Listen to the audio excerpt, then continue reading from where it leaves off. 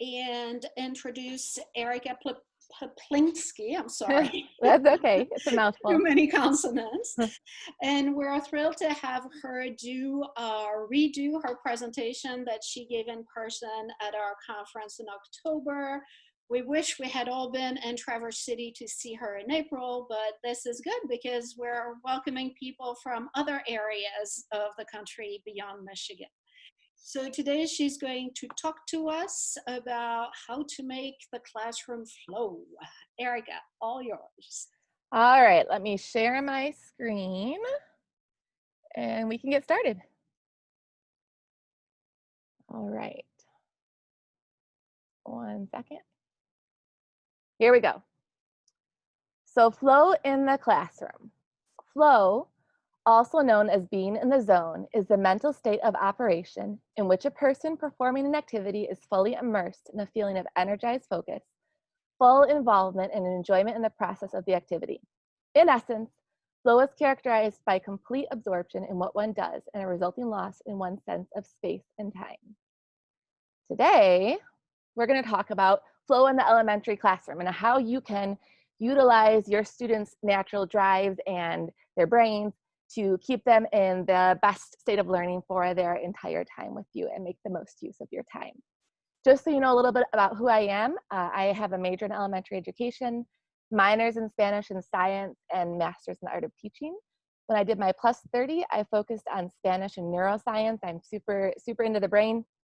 I have been in the classroom for 15 years. I've worked with a couple of different places to create elementary curriculum, and I am a mom to 3. And the reason that is important, other than it makes me smile to see the kids, is that as I am watching my students acquire their second languages, I'm also watching my own children acquire their third. And so I can see how these things work in multiple languages. So the plan for today, we are going to talk about classroom setup, classroom jobs very briefly, what the start of the year might look like, the brain, the elementary brain, and how we can take advantage of its learning capabilities, a general kind of skeleton outline for class and how you would keep your students in flow, and then some activities and games that go with them. Now, I have taught every grade from pre-K all the way until 8th grade. And so I can tell you that a lot of the things that work for elementary kids also work for the older kids. So most of these activities are easily adaptable. And the reason I have Mr. Burns on there is the way I start most of my classes is I say class, this is all in Spanish in the target language. Today, the plan, and they all go, Excelente, mwah, ha, ha, ha, ha, and they give me their best evil scientist laugh. And I like that because it kind of sets the tone for we're going to have fun. It helps them relax, it helps set up some community. And also I can give them the objectives, which our administrators often want us to do. And I can do it with very basic language, like we are going to listen, speak. And so I can be reviewing important words with them and giving them the plan at the same time and setting the tone for some fun. So, thou didst beat me and knowledge entered my head. This was found on a tablet written by an Egyptian child in 3000 BC. The first formal classroom established in the 1st century AD for Jewish children learning the Talmud. It was for all children above the age of 6, and it was 25 students per class, 5 rows of 5. Sounds kind of familiar. And while it works, it's maybe not the best way to set up our rooms. So for those of us that have rooms, and I will address carts momentarily as well, it's really nice if we can kind of make it a more open space, a space that looks like somewhere you would want to hang out. My old superintendent said that our classroom should feel like a coffee house where you want to go and spend some time. And so what I did was I got rid of my teacher desk. I got rid of most of the student desks. We all sat on the floor most of the time, which kept everyone equal. It enabled me to do things like build a giant spider web with masking tape and play tag in mid-class and do lots of total physical response. But it also, I built into the classroom little nooks and crannies because we all know some kids don't feel safe in those bigger places. And sometimes when kids wanted to sit and read or think, those kind of nooks and crannies were important for them too. To make the traveling around the room a lot easier, I did these portable caddies. Obviously, it won't work the same next year. We look at a lot of differences for next year, but this is helpful in a regular year, these traveling supplies. And then all over the walls, I did my rejoinders, words that we were using in class so the kids could read them and hear them and see them all of the time. These are great if you have a room.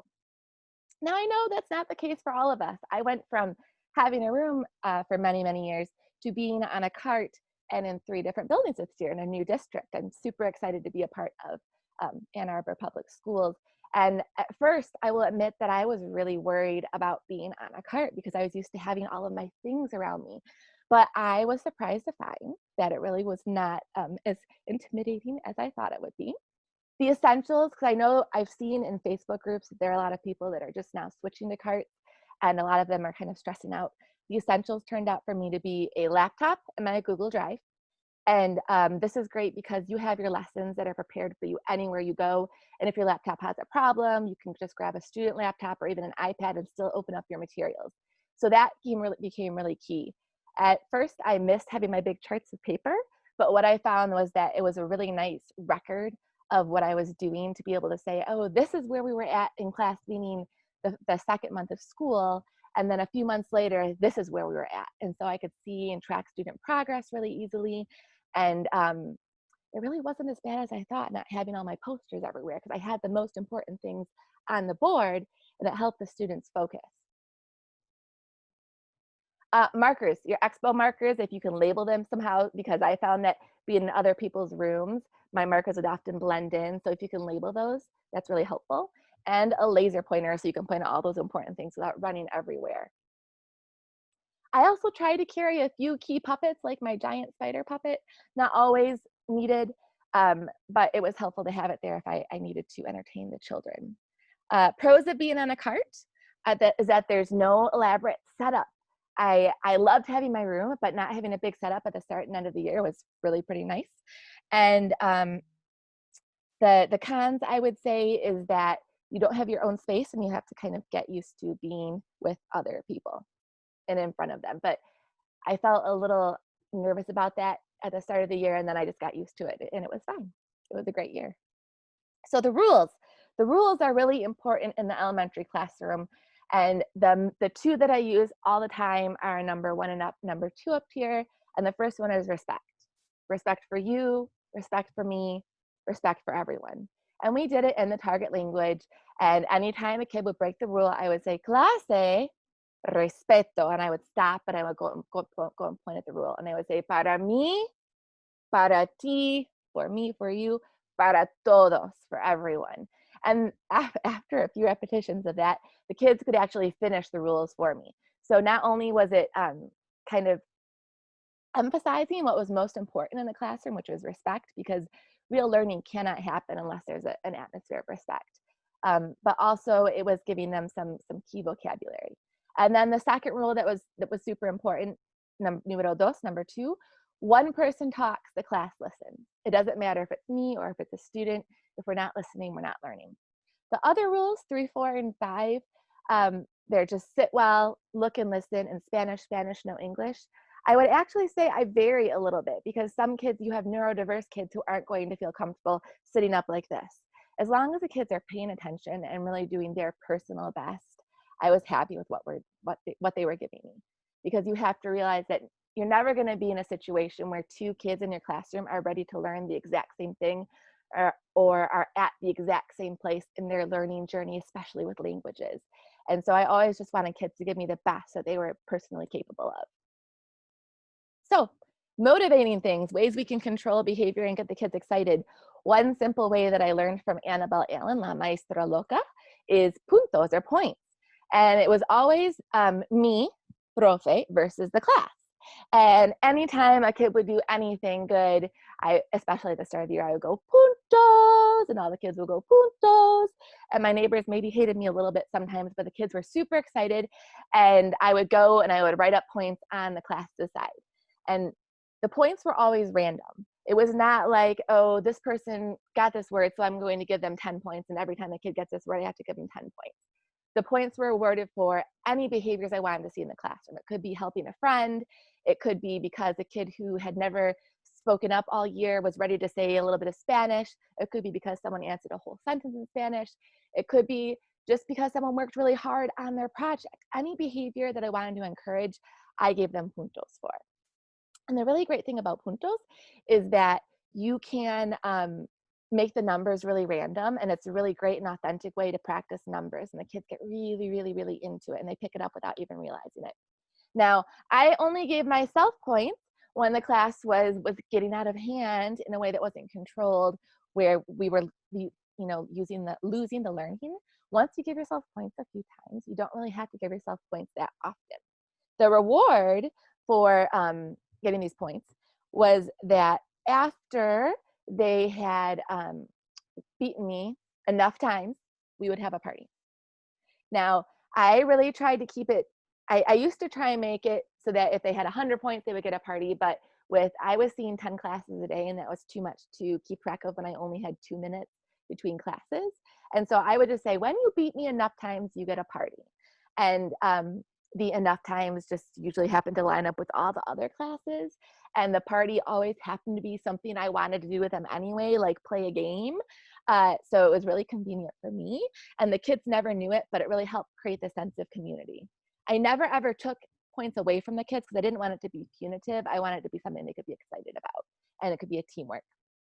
Now, I used to have my kids for 5 years in a row. And when I had them, the puntos were exciting the first couple of years, but eventually we would get older and old. And so with my older students, I would use these clickers. And what I would do with the clickers is I would just, anytime they spoke Spanish, I would give a click. And I made it a competition between second grade and third grade to see who could get the most clicks. And whichever grade was ahead at the end of each month, we would have a little bonus recess where we would play games in Spanish. So again, it worked for me because it was what I wanted to do anyway, and the kids were excited because they were learning things.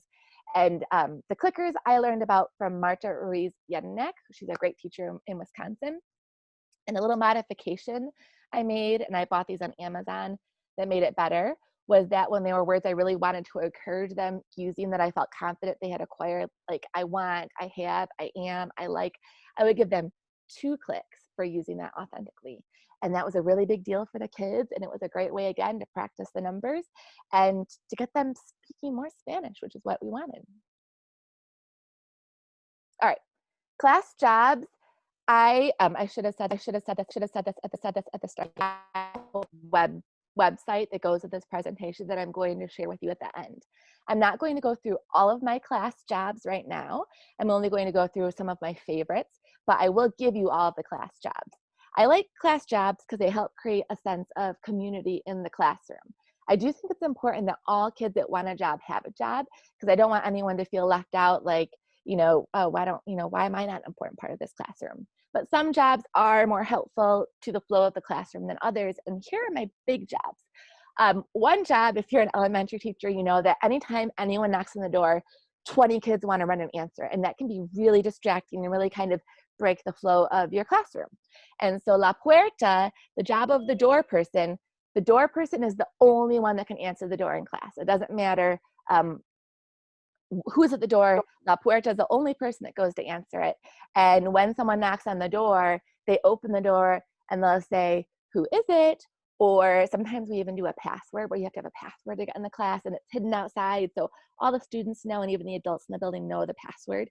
But it turns an interruption into an authentic interaction in Spanish. And it also takes away from like 20 kids running to answer the door at once. So la puerta, the door, when you're in classrooms, is super helpful. Mini maestros or mini maestras, little teachers, I use them for everything from turning off lights to passing out papers to collecting papers, anything I want, sticking up signs. They help me with anything. I usually have 4 or 5 mini maestros. The kids love it. And it's super helpful because I find that most elementary teachers have shorter periods. I only have 30 minutes this year. In my previous district, I had 36. So we really want to be efficient with our time so we can get as much Spanish in as possible, or whatever our target language is. Puntos. Once your kids have acquired enough numbers, you can have a student be the person that goes and writes up the numbers. And I usually pick a kid who's really confident with the numbers, who's not going to need a lot of help. Because I don't want anyone to feel like on the spot if I say, "Oh, ocho puntos." I want someone who's going to know what it is. It's often a good job for heritage speakers who already know the language. Someone who's ready to handle something with a bit more Spanish acquired. El calendario is simple. They just move the calendar date. For me, it's just one of the things I forget to do when I come in. The doctor, el médico, la médica. That one is great because in elementary classrooms, anytime anyone needs a Band-Aid or anyone needs to go to the office, all the kids want to go with them.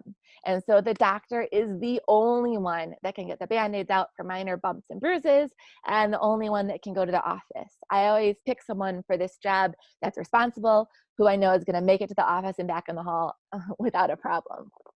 The médico or the médica, the doctor, when someone sneezes in class, stands up and says, clase, 1, 2, 3, salud, which is how they kind of say bless you in Mexico, and it means health. Obviously, you could transition that to whatever your language is, but it is another nice way you can put some authentic language into the classroom. 2 more jobs to mention really quickly. El jefe or la jefa, jefe, the boss.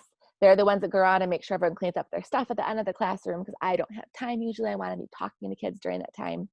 And finally, my favorite, the spy. The Spanish spy has a couple of important jobs. The first is if I have to send a top secret message anywhere in the school, like the office, the spy is the one to take it. So sometimes spies are good, that job is good to give to a kid who you know is responsible but needs to move, so you can send them on little errands. But the other job of the spy, which is my favorite part, is if they hear anyone speaking Spanish outside of class, they report to me and I will give them points for speaking Spanish outside of class.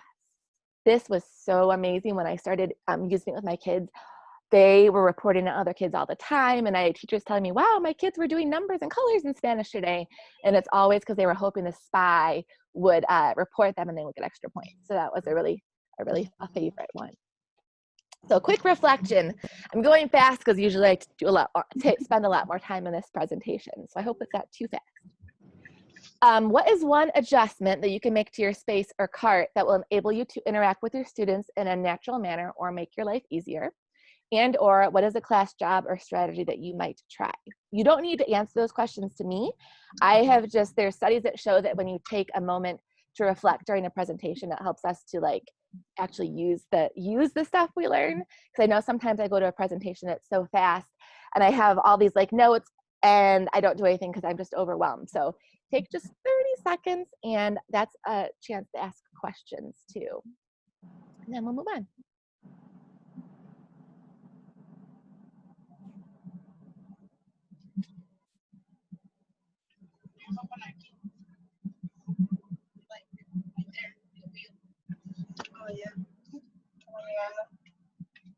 All right. I am not hearing any questions, so I'm going to move on. Hi, Erica. Yeah, hi, this is Chio, and I am a teacher in Oak Park, and I teach elementary school from K through 5th grade. And I Hola, did Chio. try. Hola, Erica. I'm glad I'm able to make it this time. Me too. So I have a question about the students' job because I tried it last year with my students, and I did become a little bit overwhelmed with that because I felt like at some point, of course, all the kids want to have a job, and I didn't know how to.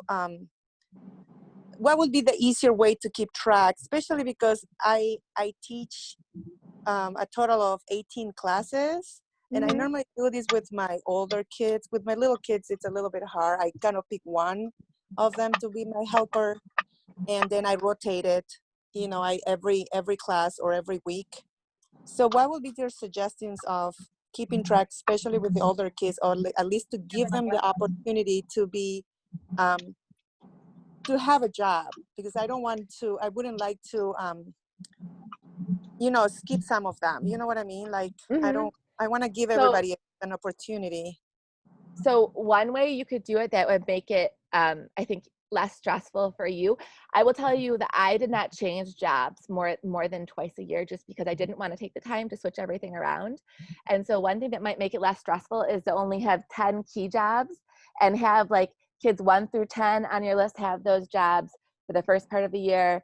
And then the next 10 kids have it the second part of the year, and then the next 10 kids have it the third part of the year, and just maintain it so that they're not switching jobs as often. I see. So maybe we could do per trimester. Right, and just keep it to the essential job, so that way everyone still gets a job, but maybe not at the same time, so it's not as overwhelming, because it can be a lot when you have a lot of classes. Great. Thank you. You're welcome. Nice to see you or hear you. Are we good to move on? I'm just gonna move on then. So I told you guys before, I'm obsessed with the brain, and I totally am. I think that it's really important for teachers to have a good understanding of the brain, because that's kind of our business. So one of the things that's important to understand about the brain is that it's made up of neurons, which are these like little ball things, and axons, which are the paths between the brain. And anytime we do anything, we're strengthening or weakening these neurons and axons. And the way I explain this even to kindergartners is that our brain is kind of like a muscle, and that the parts we use become stronger and faster, and the parts we don't use become weaker. And what I tell my students is, like, I do push-ups, and when I first started doing push-ups, I could only do 5 push-ups, but now I can do 30 push-ups. Well, what if I broke my arms and I had to have my arms in a cast for a whole summer? At the end of the summer, do you think I could still do 30 push-ups, or would my arms be weaker? And most kids can kind of grasp, oh yeah, your arms wouldn't be as strong. And so that's kind of how I both empower kids and teach them about the brain, in that they need to know that what they practice, what they work on, the parts they use are the parts they're going to become stronger. And I find that's really empowering for kids and helpful for us. So the brain, when it's happy, positive motivation impacts brain metabolism, conduction of nerve impulses through the memory areas, and the release of neurotransmitters that increase executive function and attention. Dopamine, which is released when we are happy or do something rewarding, helps the brain learn more and retain it better. The highest level executive thinking, making connections, and aha moments of insight and creative motivation are more likely to occur in an atmosphere of exuberant discovery, where students of all ages retain that kindergarten enthusiasm of embracing each day with the joy of learning. So it's important that our kids feel happy when they're in the classroom. They're going to do their best learning when they feel comfortable, when they feel like effort is rewarded, when they feel safe. And for those of you who have seen me present about the brain, I'm going to use a few of the same little talking points, but I think it's worth reiterating because it's really important. Mostly new stuff here, but there's a few important things. The flip side of that is the brain when it's stressed out. The amygdala, which is in charge of our freeze, fight, or flight reaction, activates when we're scared. When it's activated, new sensory information cannot pass through it to access the memory and association circuits. This is really super amazing. Social pain and physical pain activate the same centers in the brain. When we don't feel like we belong or are afraid of being wrong, we can't learn as well. And how scientists figure this out was, well, what they know is that when you are in pain, whether it's an elephant stepping on your foot or all of your friends rejecting you when you went to sit with them at lunch, the part of your brain that tells you how much pain you are in is the same. It doesn't matter whether it's the physical pain of having your foot crushed or the heartbreaking pain of having your friends reject you. The part of your brain that tells you how much it hurts is the same. The only difference between physical and mental pain is that when there's mental pain, there's a second part of your brain that lights up to tell you where in your body you hurt. They did a double-blind study, and they found that ibuprofen helps reduce mental pain as well as physical pain during heartbreak. So it's important to remember that if our students don't feel like they belong or have had a rough day, their ability to learn goes down. And we need to keep that in mind and realize that the kids come to us with all of these things. This is called the affective filter by Dr. Stephen Krashen and others. And it's defined as a period of an emotional state of stress in students during which they are not responsive to learning and storing new information. And I totally waited in a long selfie line to meet Dr. Krashen a few years ago at IFLT, and it was totally worth it. So novelty in the brain. We know we need repetition to make it stronger, but novelty is important too. Our brains are most receptive to learning when we combine novelty with repetition. Subjects perform best when new information was combined with familiar information during learning. After a 20-minute delay, subjects' memory for slightly familiar information was boosted by 19% if it had been mixed with new facts during learning sessions. So we need to make sure we're using the same stuff we've been using, but adding a little more. And I know it sounds kind of like I'm talking about two different sides of a teeter-totter, but I'll explain how to do that in a little bit. Classroom community. Community is so important. We talk about ourselves 60% of the time in conversation and 80% of the time on social media. And talking about ourselves lights up parts of our brain that are associated with reward. And so I start every single class with class meeting. I could probably talk about this for 20 minutes, and unfortunately I don't have time. With the younger kids, we start by passing a stuffed animal, and I just ask them how they are in the target language, and they show me with their face, and I give them the words in Spanish and in English. After a few weeks, they start giving them back to me, and we start with just happy, sad, and mad. But by the end of the year, even with my kindergartners at twice a week, they know happy, sad, mad, hungry, tired, bored, excited, because they want to talk about themselves and share. And with my older grades, after building up the classroom meeting with the younger ones, my older grades, I just set the timer for 5 minutes, and they raise their hand if they want to share, and I toss them a stuffed animal. I say, ¿Cómo estás? How are you? And they'll say, feliz, porque, happy because, and then they'll tell me why. And sometimes they can answer in complete sentences. Sometimes they can just say, perro, dog, and just give me a little bit. But anything they give me is increased conversation. And really, kids, when they get to you, they want to talk to you. They want to connect with you. They want to connect to each other. We are wired to connect. So starting the class off with a little bit of chit chat not only gives you a great foundation in the language, but builds community. These are all other ways you can build community. I don't have time to go over them today, but you'll find them on my website, and you can look into them further too. Special person interviews, weekend chat, just talking about what you did over the weekend, calendar talk, good idea, bad idea, and student-centered games. So I'm gonna actually skip over the start of the year stuff. The only thing is I wanna mention is at the start of the year, go slow. Most of your kids have probably not had the language over the summer, and we wanna go slower than we would think we would need to. I always try and watch a little bit of TV in a language I only know like a tiny bit of, like French or German or Japanese, to remind myself at the start of the year how slow we need to go, because they will need it. We can build up with speed as we go. So getting into flow, I want to make sure I sped through that slide because I want to make sure I have time to get into this. The skeleton outline for the classroom that I think is brain friendly, is going to keep our kids in the best state of learning, is starting with the plan. Let them know the basics of what's coming, but don't give away all the surprises. Class meeting, because they really want to talk about themselves, and it'll make them happy and get them into a good mood for the day. Then they need to move. No human beings are meant to just sit and be sedentary all day, and the little ones even less. So we got to get them moving after we sit and talk. After the movement, I usually have a focus activity and then a end of class activity. And so now I'm going to give you guys some different activities you can do underneath all of these topics. So get moving. Why do we need to move? They're quick breaks from a high concentration activity. Processing, even if you're just listening and not outputting, is active listening is a high concentration activity. It is tiring. They are conducted in the target language, so you're not losing any language time, and they are a chance to laugh, lower affective filters, and connect. So movement activities, I like to do yoga with my students. You can, when you're talking about yoga, just cover body parts, right, left, lift, lower. A lot of the times I name the yoga poses after words I want them to learn, like door or table or window, because that's what I want them to learn, is the words, and to get them moving. Sometimes we just work out. We'll stand up and we'll jump up and down slowly or quickly, touch our nose, touch the ceiling, touch our toes, just get them moving. Total physical response: walk quickly, walk slowly, walk like a dog, walk like a spy. Again, they're moving, but they're also processing language at the same time. You can do virtual obstacle courses, which I'll show you a quick one of those. You can dance, or you can do action stories. I'm sorry, I hope I'm not talking too fast, but I want to get through as much as I can. This is an example of some yoga that I did for Fluency Matters with their El Elefante book.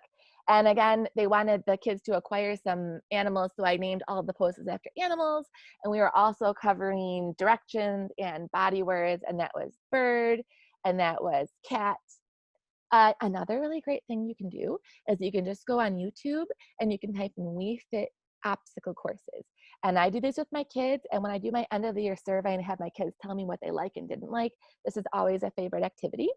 All I do is I start the obstacle course and I turn the sound way down, and I narrate what the character's doing, and we all run in place. So like when the character's running on the obstacle course, I say run. When they go to the right, we all run to the right. When the character jumps, we all jump. And after you've done this a few times, the kids start taking over the words for you. A lot of them are like, Profe, are we really running the obstacle course? And I'm like, yeah. And, we're not really running the obstacle course, and most of them don't get it. And when they do, they don't care. Annabelle Allen took this idea and made it even better, because two heads are better than one. And she reminded me that when you click on this little gear down here, you can make it faster. And so if you do this at like 1.25 the speed, or even 1.5 times the speed, it's really fun. And your kids will love it. I'm just going to show you guys a little bit so you can see what it looks like.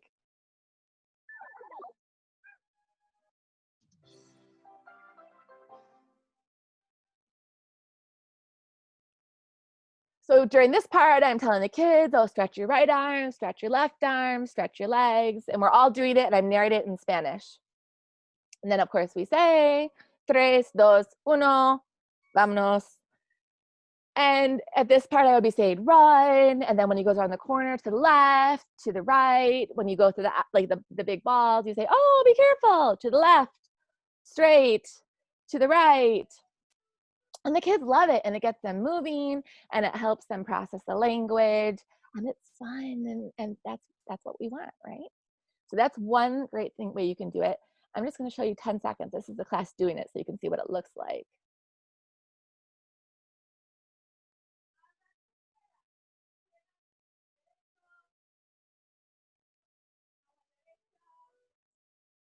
The nice part about, I'm going to see if you can see him jumping. Hold on.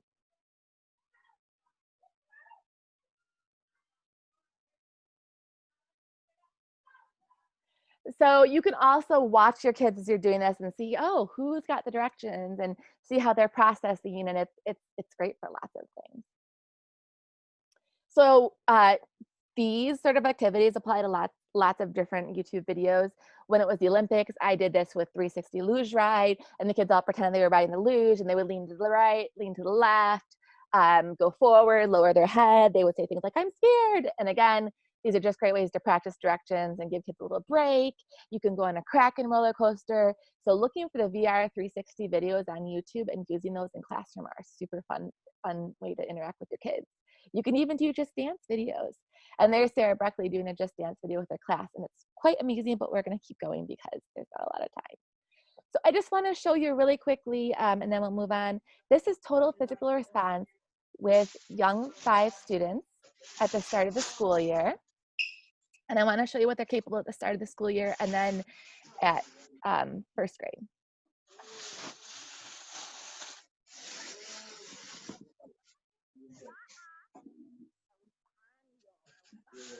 Go to the bathroom.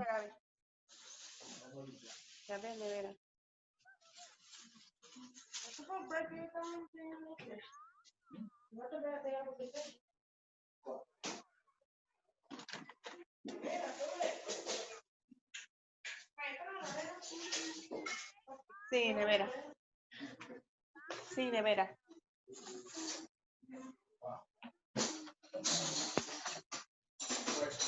And that was only my 3rd day with those kids, and I was already able to speak in Spanish for most of the class.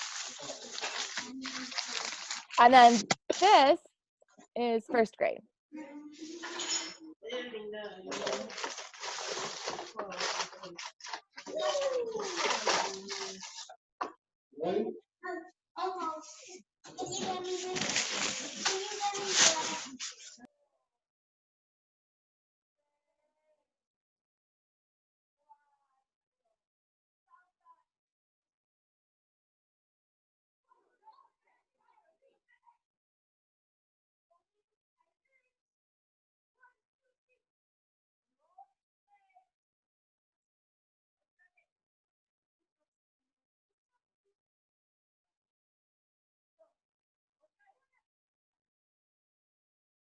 And I don't want to take more time to show you guys the rest of this. But you can just build on your TPR and make it more complicated and make it more fun for the students and help them acquire. And I really loved, his nickname was Señor Mantequilla, Mr. Butters. That was just the nickname he wanted. I love that he was arguing with me and he was trying to argue with me in Spanish. And so that's what you want. You want your kids to feel comfortable to converse with you and to take risks. And his Spanish wasn't perfect, but he was trying, and he was only in first grade. So if you have it, I'm going to keep going. I'm not really going to give you the time to reflect here unless there's questions, but maybe jot down one activity you might try to build community in your classroom, and or a movement activity you might try in your classroom. I'm only going to pause for like 10 seconds here to make sure there's not questions before I move on.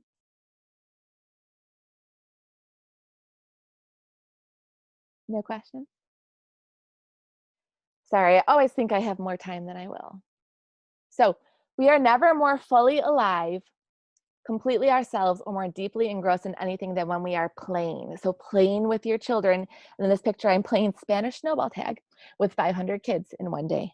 I crawled home, but it was fun. Playing with our students connects them to us, connects them to the language, makes them feel safe and comfortable. And it's just a lot of fun. So there's lots of different games you can play, and they count as brain breaks, and they are also authentic ways to acquire the language.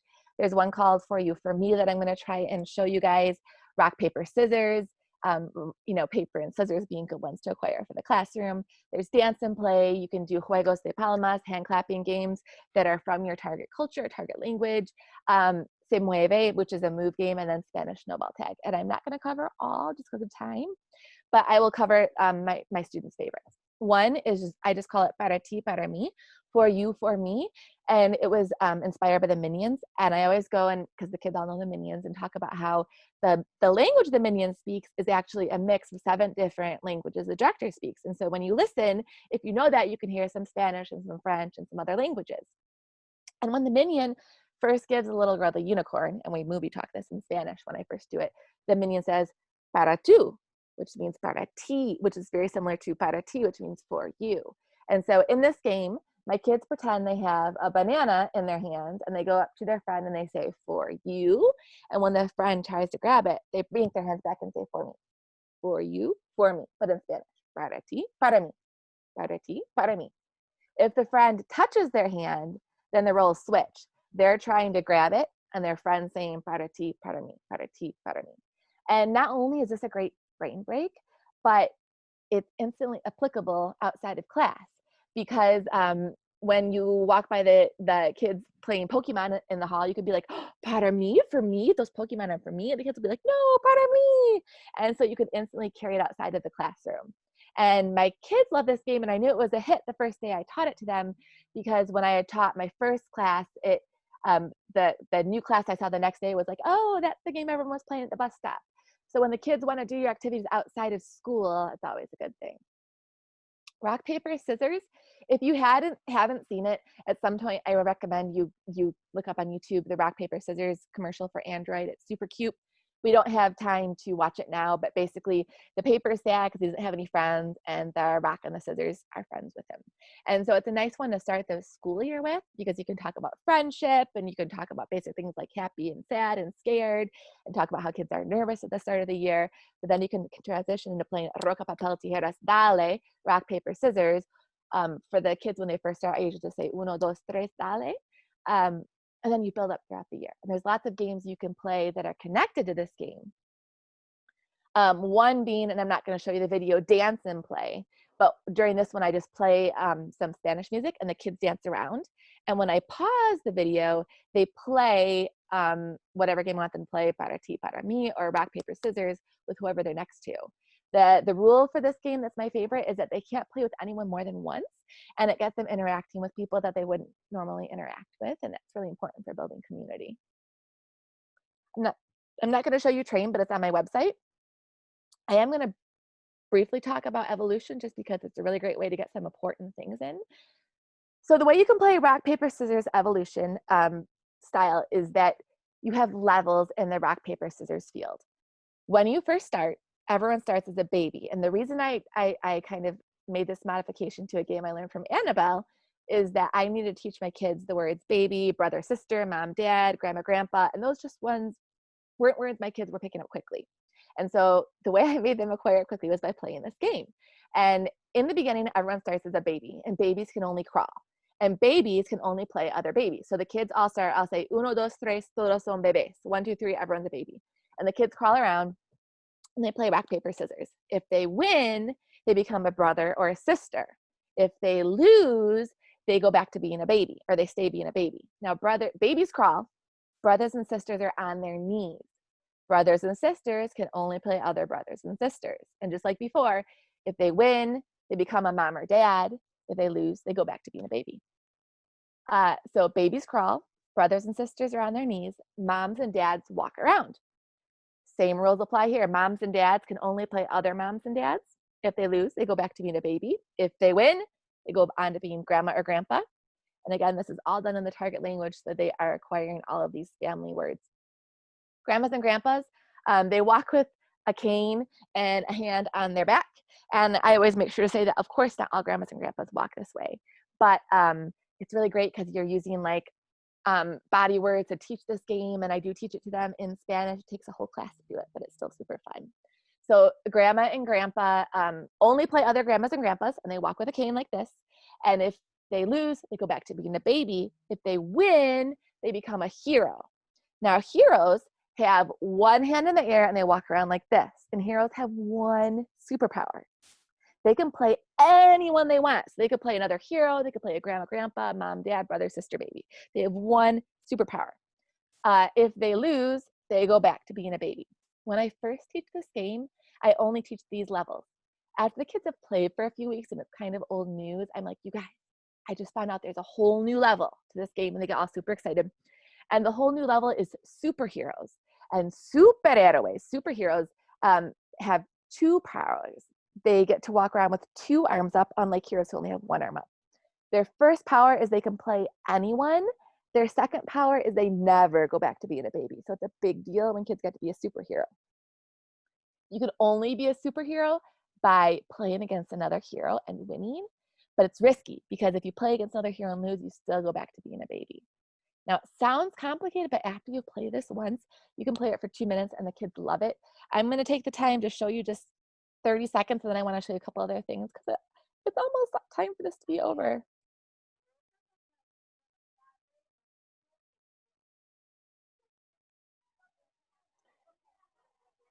Oh, sorry, that's this train style.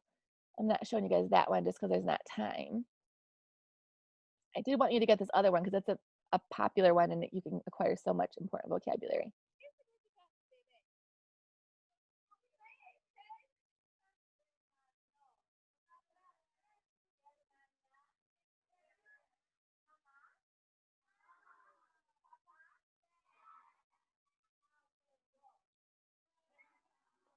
I always use that chance to review the family ones, words.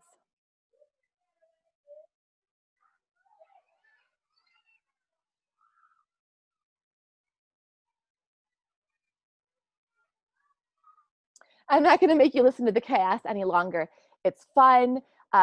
When we play the loud games, a tip that I train my kids really early in the start of the year is I count backwards from 10, 9, 8. And by the time I get to 0, they all have to be sitting quietly and looking at me. If they all are, they get 10 points automatically. If they aren't, I get 10 points. So the kids learn really early how to get back from the craziness, which is helpful.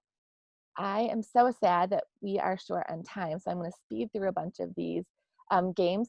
They're all on my website though, so you should be able to find all of them because I want to make sure that we talk about some focus activities, and we only have 5 minutes left. There's a bunch of different focus activities, and what I define focus activity is an activity that the kids basically have to focus on longer than a few minutes, something that I really want them to, like it's a whole story, or it's a movie talk, or we're talking about culture. One thing you can do that I started doing just this last year, 2 years ago actually, are called repetitive, I had to come up with a name for it because people ask me to, repetitive interactive stories with a twist. And all it is I pick something that the kids really need to learn, like they all need to learn the house words. It's just in what we have to teach them for the year. And so I tell the same story with just a slight different ending every time. So that goes with the brain need of building things up, but making them a little bit different. And so what I do for La Casa, the house, is I tell the kids it's nighttime, and they all make nighttime noises till I cut them off. And I say, you're in your house, and they all go like this for being in the house. You're in your bedroom, and they all go like this and pretend they're at their bedroom, and they go, you're sleeping, and they all pretend to sleep. And all of this is done in the target language. I say, when suddenly you hear a noise, and I make some sort of not high-tech sound effect. And then I'll say, you open one eye, or you open two eyes, and I'm watching the kids to see who's getting what. You stand up, and they can stand up slowly or quickly, whichever, what have you, you can vary. You stand up slowly. You go to the window. You look through the window. Nobody's there. You go to the door. You listen at the door. You open the door slowly. And then when they open the door, there's always something like a giant snake, and I have a stuffed animal, or a huge spider, or sometimes it's an evil unicorn. And then I always say, you slam the door, you run back to your room, you jump in your bed, you put on the covers, and you go back to sleep. And very little teacher prep, lots and lots of repetitions. They think it's hilarious. I get kind of sick of it after 5 or 6 times through, but they would play it the entire class.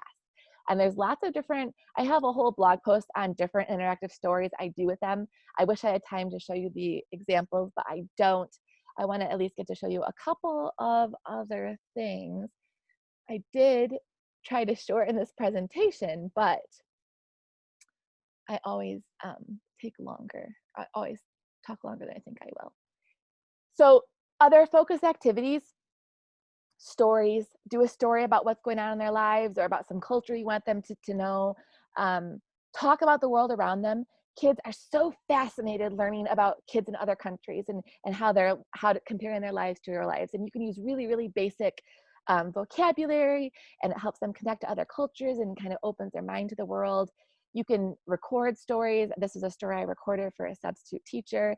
And if they're basic enough, the kids will just be fascinated. And this was actually a 10-minute long story I made, and the kids listened the whole time and they loved it. Movie talks, Pocoyo, I think he's in lots of different languages, is great. And then if I can show you guys 2 more big tips. 3 more, I'm gonna squeeze in 3 more. With elementary, you really have to teach to your students and follow their energy, and you have to be ready to be flexible. I'm sure you guys all know that, but if you're in the middle of a great lesson and suddenly this giant spider is crawling up your window, no matter what you're saying, you are not going to be as interesting as that giant spider that's crawling up your window. So if you were going to tell a story about, some character, go do the same thing, but with a spider. One of my best classes ever was with a giant spider crawling up the window, and we went and sat at the window and we named the spider, and we talked about what color he was, and we talked about what he liked and what he didn't like and what he wanted, how he was feeling, where he was going. And by the next class, when the spider was gone, I was really sad because we had such fun with that.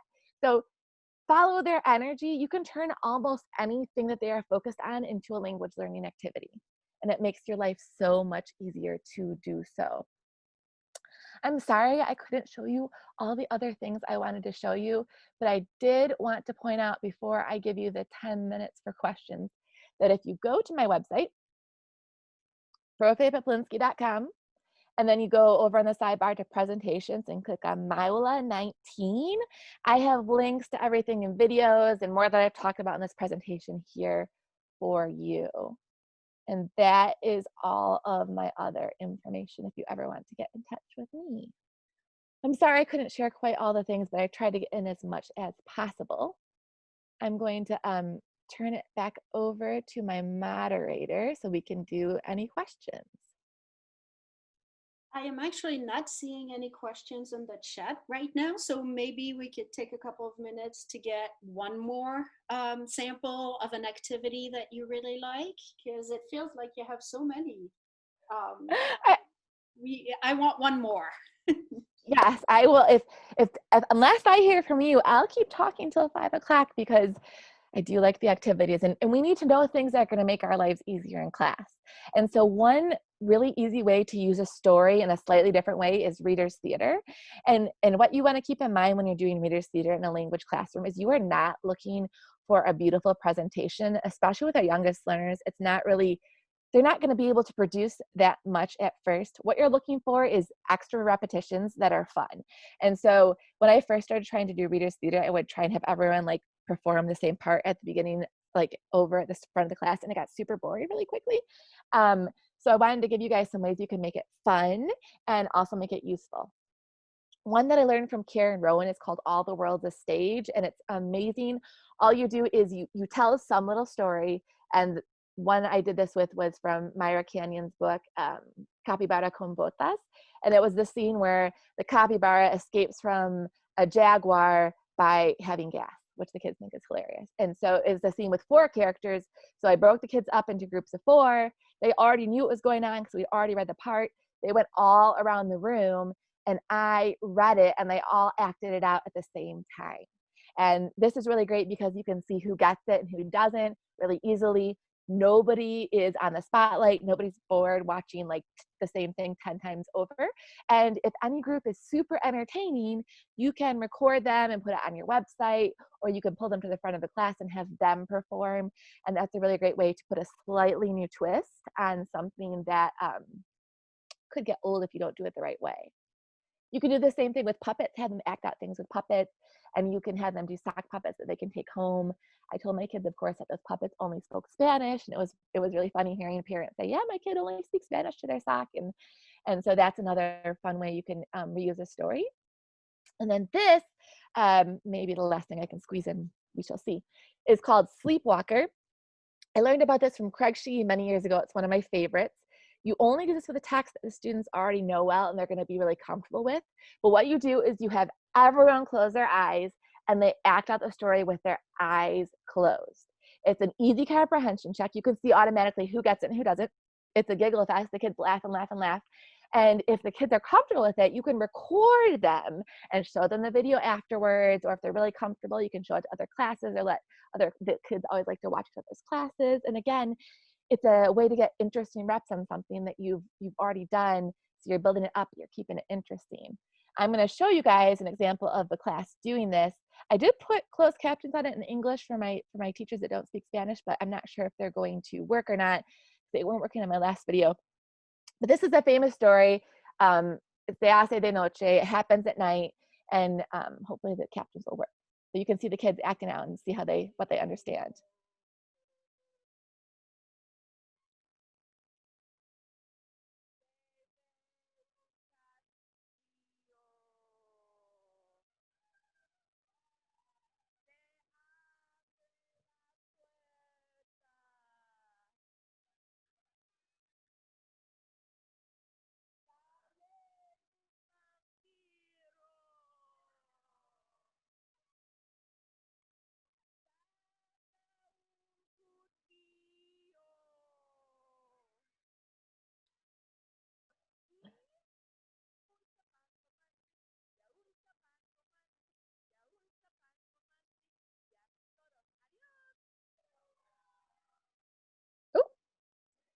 So that is another favorite activity. And if I was going to, I'm trying to show you one other thing, what I would want to show you guys, because really technically I have a minute left. The end of class activities are usually just games to wrap it up, is repetitions without teacher. Getting them, to me, one of the biggest education quotes is that education is not the filling of a bucket, but the kindling of a flame. With language, the more excited we get them to do it out of class, the more they're going to do, the more they're going to acquire. And so I made a website for my students with cartoons and games and music and stories, and it was completely optional. I had 500 students. I usually had between 200 to 500 hits a week for my students. And the parents are like, wow, our kid loves doing Spanish homework because it's so fun, because they were just playing. And kids would come back to class and they tell me words they knew. I'd be like, how do you know that word? And they'd be like, the website, Profe. And if you make it fun for them, they will come and they will enjoy, and they will be a part of the language in ways that will impress us, and hopefully they can pass on to others. Erica, I'm going to stop. one quick question maybe. I think it's a very difficult answer, but a couple of people have been asking how you are thinking about doing that in the new normal that we're in with the social distancing and or not face-to-face instruction, but remote instruction. So what are some that maybe are the easiest to adapt to that new instruction format? Yes, and actually, I've got to look for it really quickly. I did make a slide about this somewhere within this. I think I did put it near the end. So here's what I'm thinking, and what I'm finding when I talk to my kids, when I look at my own kids, the kids really miss interacting with other, oops, didn't mean to tell you that. The kids really, really miss playing and interacting with other kids. And so I'm thinking that the most important things at the start of the year next year are going to be connecting, community, building up community with the kids, and playing games. That's what I'm going to focus on at the start of the year is community, little stories to build them up, and playing games. And so my tips that I learned from this last year were that the kids did a lot better when it was a listening activity and their response was super easy, as in they didn't need to go and ask their parents for help. So I would make, even as long as, like, one of the things I did was make a little video about Isaac Newton and what he, like, his life and what happened to him during the pandemic. And the video itself was like 12 minutes long. And then the response from the kids was just a Google form saying, like, what's something you learned during the video, what's something you want to learn, and tell me how you're feeling. And there was a couple just other small comprehension questions. But my recommendation is keep it simple and make it accessible to all kids. Because I think the things we really, really need to nail in the fall are connecting with our kids, because they're going to be desperate to connect. I'm going to do a lot of, like, team building things. We're going to play games together to lower affective filters. We're going to do all about me's, and we're going to just really connect, and we're going to play a lot of games. I found that when I played games with my students, I had more and more students show up every week. When I tried to do things that were more complicated, I had less student responses. Like, it could be a difference between 30 students responded and 70 students respond. And I would rather have all of the students responding. But at the same time, sorry, this answer is kind of long. The tricky part of that, I think, is making sure you're challenging your kids who are heritage speakers or who are already have acquired a lot of language. And so what I would do was I would find some sort of YouTube resource, like the Isaac Newton. The story I made was really, really basic, but then I found a claymation Isaac Newton for people who already spoke Spanish that I threw up too. And I said, if you want more Spanish, you can watch this video or you can play this game. And so the long and the short of it is I'm going to try to do things that are team building and playing with the kids, because they desperately, desperately want to play with each other. And I'm going to try and connect with them. The games I found that work best are hide and seek. And I learned this from Melissa McLean. And what you do is you have the kid put their laptop somewhere in the room, and everyone else turns around, and you all count in the target language. And then you have everyone turn back. And I'm sorry, I should have said this first. Before the kid hides in the room, as a group, you brainstorm 4 places they could be hide, like under the bed, in the closet, behind the curtains, or behind the bookshelf. Then you have everyone turn around, and you count together in the target language, you turn back, and then I had the kids guess, like, write number 1 in the chat if you think they're in the closet. Write number 2 in the chat if you think they are under the bed. And then we would call the kid, and the kid would come out, and then we would play again. So hide and seek worked really well. Playing rock, paper, scissors, where they were all just playing against me, worked really well. Bingo, Pictionary, charades. Do you have the classic game of dog, dog, where is your bone? I play that a lot with kids. I just have one kid turn around, and I write down on a board which kid is supposed to have the bone. And then we just say, perrito, perrito, ¿dónde está tu hueso? Or whatever we're saying is hidden. And then the kid has to turn around and say, you know, Mary tiene mi hueso, or Mary lo tiene, or tienes mi hueso? Do you have my bone? So they can play that way. Where is it? You could hide things around the room and have them guess, kind of like hide and seek, but with an object, so it gives it a little bit of twist. And then the other one you can play is Sad Snowman. And Sad Snowman is actually just Hangman, but I didn't like Hangman because I thought it was too violent. So I turned it into Sad Snowman, and the snowman gets a piece of his body every time the person guesses an incorrect letter instead of Hangman, which I just didn't think was appropriate. So that was another one that was easy to play this year.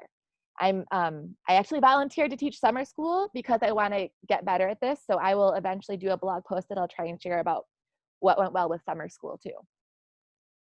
Thank you. That's very nice to hear. So I put the direct link to this presentation from the website in the chat, so make sure you copy that. Also, your website will have more details about upcoming ideas for teaching in the new format.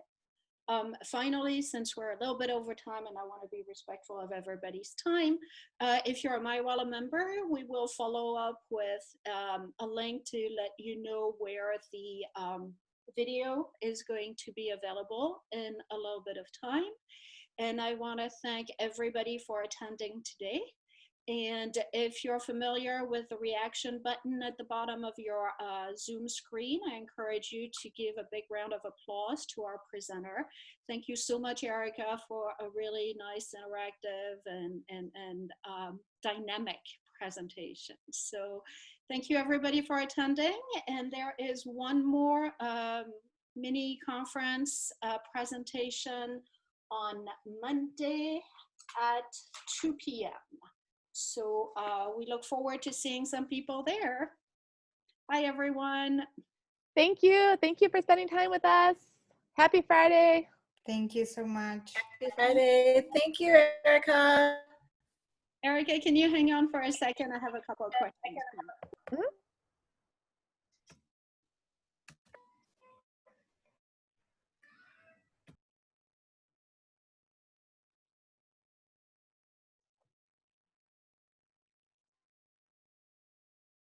I'm gonna let people leave so I can ask my questions, and I'm trying to figure out how to hang up from my other device. I have no idea how to do that. I never Zoom on my tablet. So anyway, so I'll let my tablet run. I don't care. All right. One question I had for you is, so yeah, let me stop the recording.